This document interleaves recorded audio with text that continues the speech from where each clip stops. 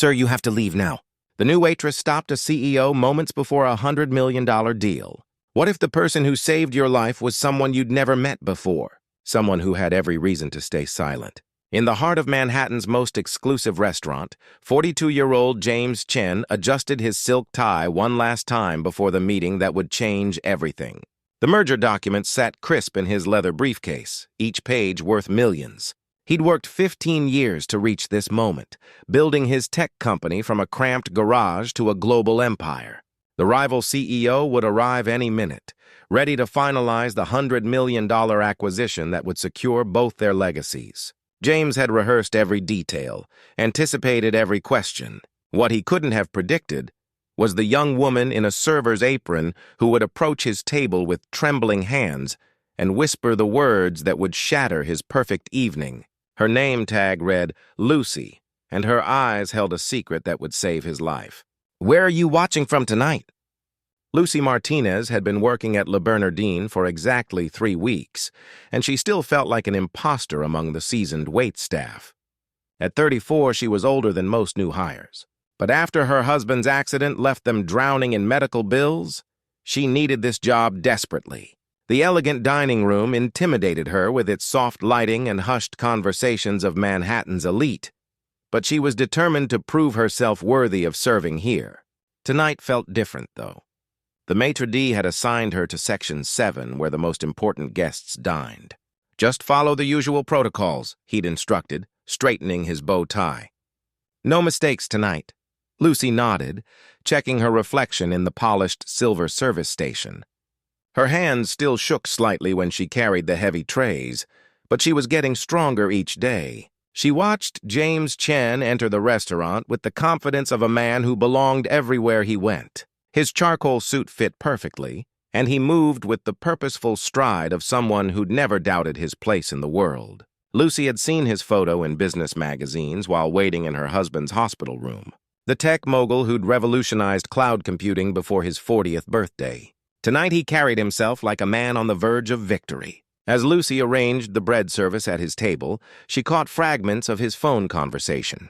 "The contracts are ironclad," he was saying, his voice carrying the quiet authority of someone accustomed to being heard. "By midnight, we'll have sealed the biggest deal in both our companies' histories." He smiled as he ended the call, completely unaware that Lucy had frozen beside his table. The name he'd mentioned, Harrison Tech Industries, sent ice through her veins. 6 months ago, that same company had laid off her husband, David, right before his diagnosis, cutting his health insurance when they needed it most. The executives had smiled in the news interviews, talking about restructuring for efficiency. While families like hers watched their futures crumble, Lucy's grip tightened on the bread basket as memories flooded back. David's confused face when security escorted him out. The stack of medical bills that followed. The night she'd held him while he apologized for getting sick. But tonight wasn't about her pain. Tonight she'd overheard something that could destroy James Chen's perfect evening. And despite everything, she couldn't let it happen. The rival CEO he was meeting with had a reputation for last-minute betrayals. And Lucy had just learned something that could save James from making the biggest mistake of his life. Lucy spent the next hour watching James Chen prepare for his meeting, her heart racing with each passing minute. She refilled his water glass twice, her hands steadier than they'd been in weeks, while her mind wrestled with an impossible decision. 3 tables away, she'd recognized Robert Harrison's assistant making hushed phone calls near the restroom. Calls that mentioned backup buyers and switching at the last minute. The restaurant hummed with its usual sophisticated energy, crystal glasses chiming softly as servers moved between tables like dancers in an ancient ritual. Lucy found comfort in the routine, folding napkins, polishing silverware, arranging flowers, but her eyes kept drifting back to James. He sat alone, occasionally glancing at his watch, completely trusting that his business partner would honor their agreement. During her break, Lucy stepped into the narrow alley behind the restaurant where staff took their moments of peace. The October air was crisp against her face as she pulled out her phone and scrolled through news articles about Harrison Tech. The company had a pattern. She discovered acquiring smaller firms only to strip them for parts, leaving hundreds unemployed. David's story wasn't unique. It was part of a deliberate strategy that destroyed lives for profit margins. She thought about her husband at home, probably asleep in his recliner with medical journals scattered around him. Since losing his job, he'd thrown himself into studying, determined to find new ways to contribute despite his limitations. His courage humbled her daily, and she knew he'd want her to do the right thing, even for a stranger. When Lucy returned to the dining room, she watched James check his phone again. His confidence had dimmed slightly, probably wondering why his meeting was running late. She noticed the way he touched his wedding ring when he was thinking. A small gesture that humanized the powerful executive. Perhaps he too had someone at home who believed in him. Someone whose world would shatter if this deal went wrong. The internal debate tore at her conscience. James represented everything she resented about corporate America. The wealth, the power, the ability to make deals worth more than most people earned in a lifetime. Yet he sat there trusting and vulnerable, unaware that his faith was about to be betrayed. Lucy had spent months feeling powerless against the forces that had devastated her family. Tonight, she held the power to prevent someone else's devastation. If this moment touched your heart, please give the video a thumbs up. As the clock struck 9:30, Lucy made her decision. She smoothed her apron, steadied her breathing, and walked toward James Chen's table, knowing that the next few minutes would change both their lives forever. "Sir." Lucy's voice barely rose above a whisper as she approached James's table. Her heart hammered against her ribs, and for a moment she wondered if she'd lost her mind. What was she, a waitress drowning in debt, interrupting a billionaire's evening? James looked up from his phone, his expression polite but distant. "Yes. Is there something you need?" Lucy glanced around the dining room, ensuring no one else could hear.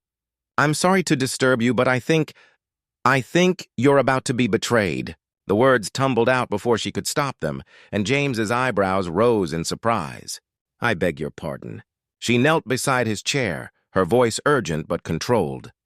"Mr. Harrison isn't coming to honor your deal.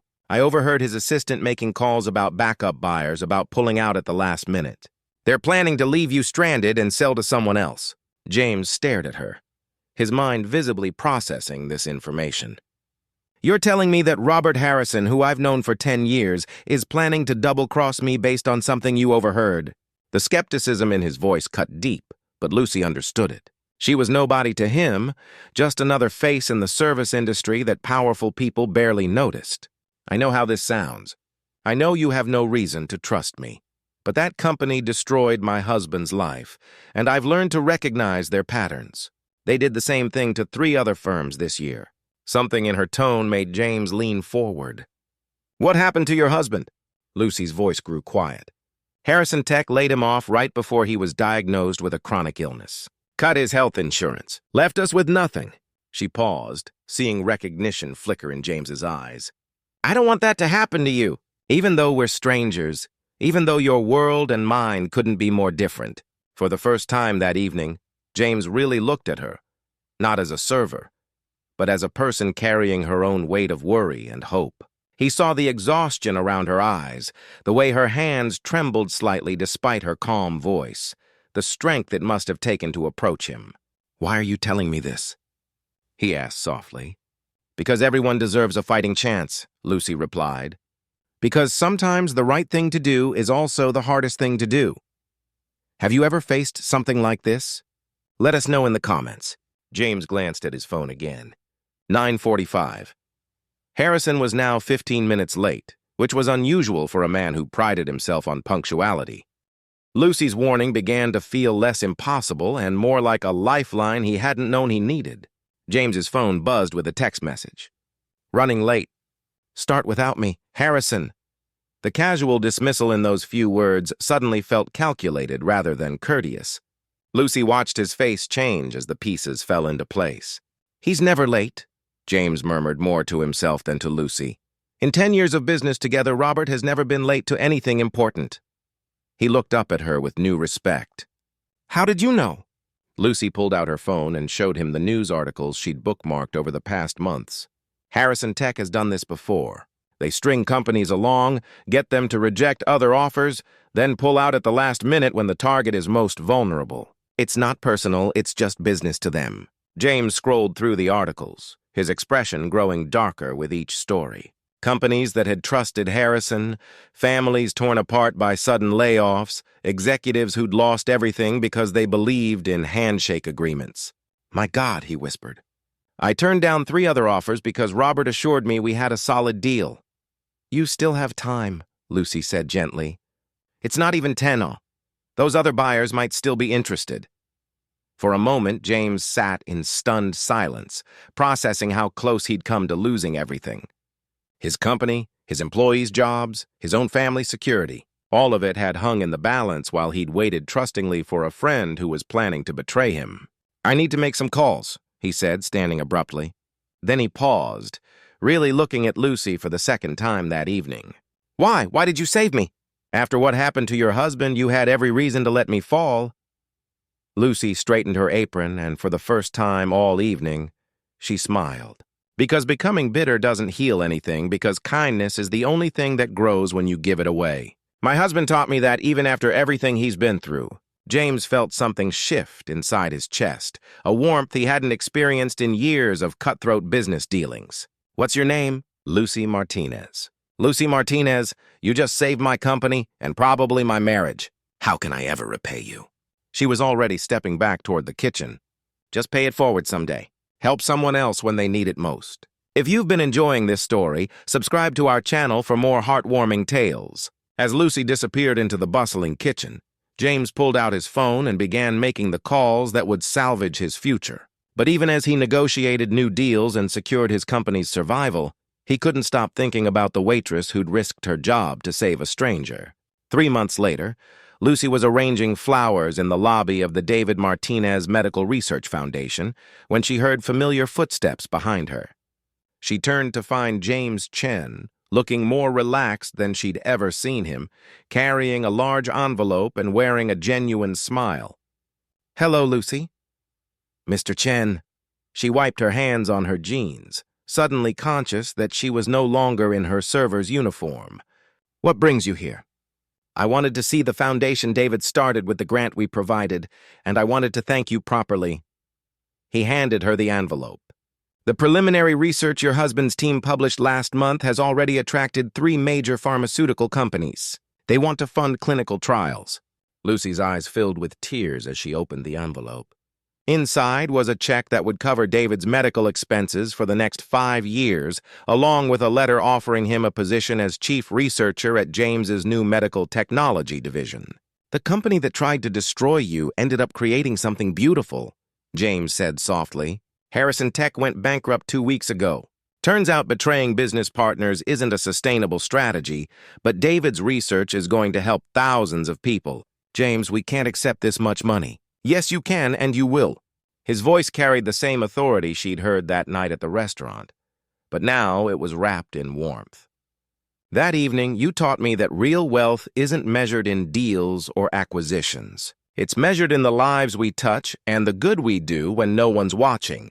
Lucy walked him through the foundation's small but growing facility.